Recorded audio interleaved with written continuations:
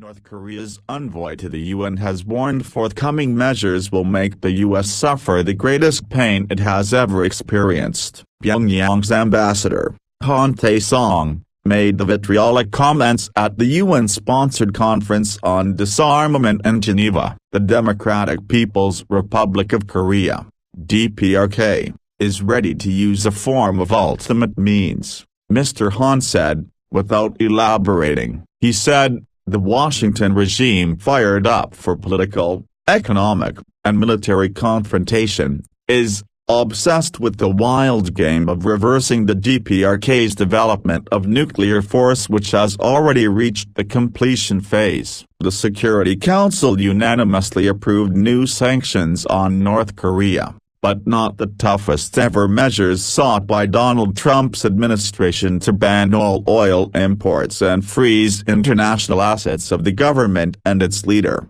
Kim Jong-un. My hope is the regime will hear the message loud and clear and it will choose a different path, U.S. Disarmament Ambassador Robert Woods told the Geneva Forum. The resolution, adopted in response to Pyongyang's sixth and strongest nuclear test explosion, bans North Korea from importing all natural gas liquids and condensates. It also bans all textile exports and prohibits any country from authorizing new work permits for North Korean workers, two key sources of hard currency for the Northeast Asian nation. As for energy, it caps Pyongyang's imports of crude oil at the level of the last 12 months, and it limits the import of refined petroleum products to 2 million barrels a year. The watered-down resolution does not include sanctions the U.S. wanted on North Korea's national airline and the army. Nevertheless,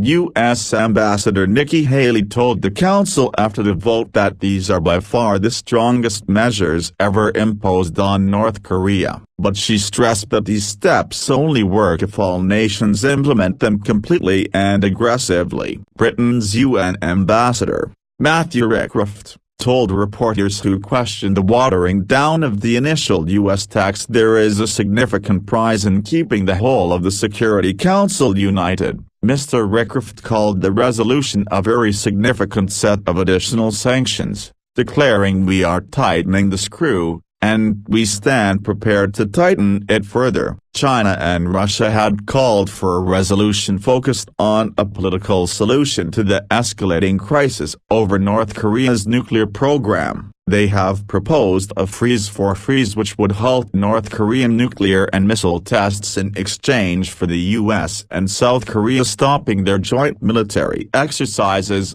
something the Trump administration has rejected as a false equivalence.